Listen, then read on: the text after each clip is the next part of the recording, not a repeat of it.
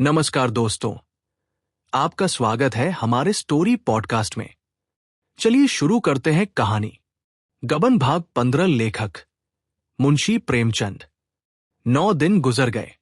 रमा रोज प्रातः दफ्तर जाता और चिराग जले लौटता। वो रोज यही आशा लेकर जाता कि आज कोई बड़ा शिकार फंस जाएगा, पर वो आशा न पूरी होती। इतना ही नहीं, पहले दिन की तरह फिर कभी भाग्य का सूर्य न चमका। फिर भी उसके लिए कुछ कम श्रेय की बात नहीं थी कि 9 दिनों में ही उसने 100 रुपए जमा कर लिए थे। उसने एक पैसे का पान भी न खाया था। जालपा ने कई बार कहा, चलो कहीं घूम आए, तो उसे भी उसने बातों में ही टाला। बस कल का दिन और था। कल आकर रतन कंगन मांगेगी तो उसे वो क्या जवाब देगा। दफ्तर से आकर वह इसी सोच में बैठा हुआ था। क्या वह एक महीना भर के लिए और न मान जाएगी?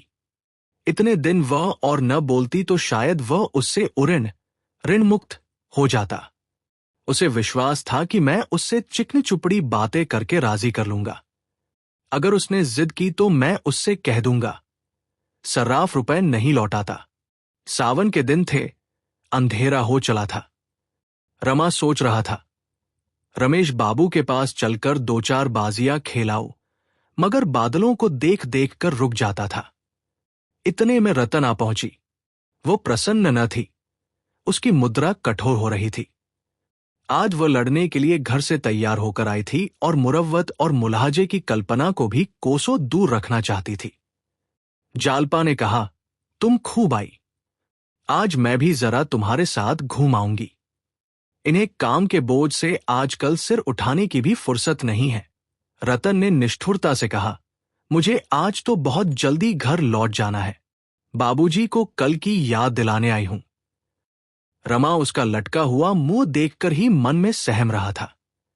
किसी तरह उसे प्रसन्न करना चाहता था। बड़ी तत्परता से बोला, जी हां, खूब याद है। अभी सर्राफ की दुकान से चला रहा हूं। रोज सुबह शाम घंटा भर हाजिरी देता हूं, मगर इन चीजों में समय बहुत लगता है। दाम तो कारीगरी के हैं, मालियत देखिए तो कुछ नहीं। 2 आदमी लगे हुए हैं, पर शायद अभी 1 महीने से कम में चीज तैयार ना हो, पर होगी लाजवाब। जी खुश हो जाएगा। पर रतन जरा भी न पिघली। तिनक कर बोली, अच्छा, अभी महीना भर और लगेगा। ऐसी कारीगरी है कि 3 महीने में पूरी न हुई। आप उससे कह दीजिएगा मेरे रुपए वापस कर दे। आशा के कंगन देवियां पहनती होंगी, मेरे लिए जरूरत नहीं। रमानाथ, 1 महीना न लगेगा, मैं जल्दी ही बनवा दूंगा। 1 महीना तो मैंने अंदाजन कह दिया था। अब थोड़ी ही कसर रह गई है। कई दिन तो नगीने तलाश करने में लग गए। रतन, मुझे कंगन पहनना ही नहीं है भाई। आप मेरे रुपए लौटा दीजिए बस। सुनार मैंने भी बहुत देखे हैं। आपकी दया से इस वक्त भी 3 जोड़े कंगन मेरे पास होंगे, पर ऐसी धांधली कहीं नहीं देखी। धांधली के शब्द पर रमा तिल मिला उठा। धांधली नहीं, मेरी हिमाकत कहिए। मुझे क्या जरूरत थी कि अपनी जान संकट में डालता। मैंने तो पेश के रुपए इसलिए दे दिए कि सुनार खुश होकर जल्दी से बना देगा। अब आप रुपए मांग रही हैं, सर्राफ रुपए नहीं लौटा सकता। रतन ने तीव्र नजरों से देखकर कहा, क्यों, रुपए क्यों न लौटाएगा? रमानाथ, इसलिए कि जो चीज आपके लिए बनाई है उसे वो कहाँ बेचता फिरेगा। संभव है साल 6 महीने में बिक सके। सबकी पसंद एक सी तो नहीं होती। रतन ने त्योरिया चढ़ाकर कहा, मैं कुछ नहीं जानती। उसने देर की है, उसका दंड भोगे। मुझे कल या तो कंगन ला दीजिए या रुपए। आपसे यदि सर्राफ से दोस्ती है और आप मुलाहजे और मुरव्वत के सबब से कुछ न कह सकते हो, तो मुझे उसकी दुकान दिखा दीजिए। नहीं, आपको शर्म आती हो तो उसका नाम बता दीजिए, मैं पता लगा लूंगी। वाह, अच्छी दिल लगी। दुकान नीलाम करा दूंगी, जेल भिजवा दूंगी। इन बदमाशों से लड़ाई के बगैर काम नहीं चलता। रमा अप्रतिभ होकर जमीन की ओर ताकने लगा। वो कितनी मनहूस घड़ी थी जब उसने रतन से रुपए लिए, बैठे बिठाए विपत्ति मोल ली। जालपा ने कहा, सच तो है, इन्हें क्यों नहीं सर्राफ की दुकान पर ले जाते? चीज आंखों से देखकर इन्हें संतोष हो जाएगा। रतन, मैं अब चीज लेना ही नहीं चाहती, रमा ने कांपते हुए कहा। अच्छी बात है, आपको रुपए कल मिल जाएंगे। रतन, कल किस वक्त?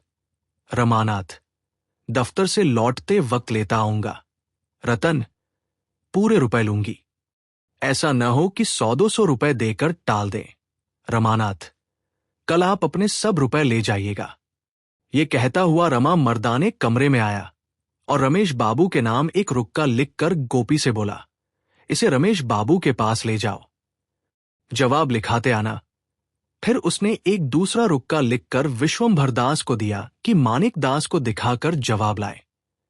विश्वंभर ने कहा, पानी आ रहा है। रमानाथ, तो क्या सारी दुनिया बह जाएगी? दौड़ते हुए जाओ। विश्वंभर, और वह जो घर पर न मिले? रमानाथ, मिलेंगे, वह इस वक्त कहीं नहीं जाते। आज जीवन में पहला अवसर था कि रमा ने दोस्तों से रुपए उधार मांगे। आग्रह और विनय के जितने शब्द उसे याद आए, उनका उपयोग किया। उसके लिए यह बिल्कुल नया अनुभव था। जैसे पत्र आज उसने लिखे, वैसे ही पत्र उसके पास कितनी ही बार आ चुके थे। उन पत्रों को पढ़कर उसका हृदय कितना द्रवित हो जाता था, पर विवश होकर उसे बहाने करने पड़ते थे। क्या रमेश बाबू भी बहाना कर जाएंगे? उनकी आमदनी ज्यादा है, खर्च कम। वह चाहें तो रुपए का इंतजाम कर सकते हैं। क्या मेरे साथ इतना सुलूक भी न करेंगे? अब तक दोनों लड़के लौटकर नहीं आए। वह द्वार पर टहलने लगा। रतन की मोटर अभी तक खड़ी थी। इतने में रतन बाहर आई और उसे टहलते देखकर भी कुछ बोली नहीं। मोटर पर बैठी और चल दी। दोनों कहाँ रह गए अब तक? कहीं खेलने लगे होंगे। शैतान तो है ही, जो कहीं रमेश रुपए दे दे तो चांदी है। मैंने 200 नाहक मांगे, शायद इतने रुपए उनके पास न हों। ससुराल वालों की नोच खसोट से कुछ रहने भी तो नहीं पाता। मानिक चाहे तो 1500 दे सकता है, लेकिन देखना चाहिए, आज परीक्षा हो जाएगी। आज अगर इन लोगों ने रुपए न दिए तो फिर बात भी न पूछूंगा। किसी का नौकर नहीं हूं कि जब वो शतरंज खेलने को बुलाए तो दौड़ा चला जाओ। रमा किसी की आहट पाता तो उसका दिल जोर से धड़कने लगता था। आखिर विश्वंभर लौटा। मानिक ने लिखा था, आजकल बहुत तंग हूं। मैं तो तुम्ही से मांगने वाला था। रमा ने पुर्जा फाड़कर फेंक दिया। मतलबी कहीं का। अगर सब इंस्पेक्टर ने मांगा होता तो पुर्जा देखते ही रुपए लेकर दौड़े जाते। खैर, देखा जाएगा। चुंगी के लिए माल तो आएगा ही, इसकी कसर तब निकल जाएगी। इतने में गोपी भी लौटा। रमेश ने लिखा था, मैंने अपने जीवन में 2-4 नियम बना लिए हैं और बड़ी कठोरता से उनका पालन करता हूं। उनमें से एक नियम यह भी है कि मित्रों से लेन देन का व्यवहार न करूंगा। अभी तुम्हें अनुभव नहीं हुआ है, लेकिन कुछ दिनों में हो जाएगा कि जहां मित्रों से लेन देन शुरू हुआ, वहां मनमुटाव होते देर नहीं लगती। तुम मेरे प्यारे दोस्त हो, मैं तुमसे दुश्मनी नहीं करना चाहता, इसलिए मुझे क्षमा करो। रमा ने इस पत्र को भी फाड़कर फेंक दिया और कुर्सी पर बैठकर दीपक की ओर टकटकी बांधकर देखने लगा। दीपक उसे दिखाई देता था, इसमें संदेह है।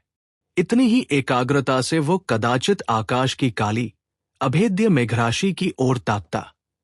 मन की एक दशा वह भी होती है जब आंखें खुली होती हैं और कुछ नहीं सूझता, कान खुले रहते हैं और कुछ नहीं सुनाई देता।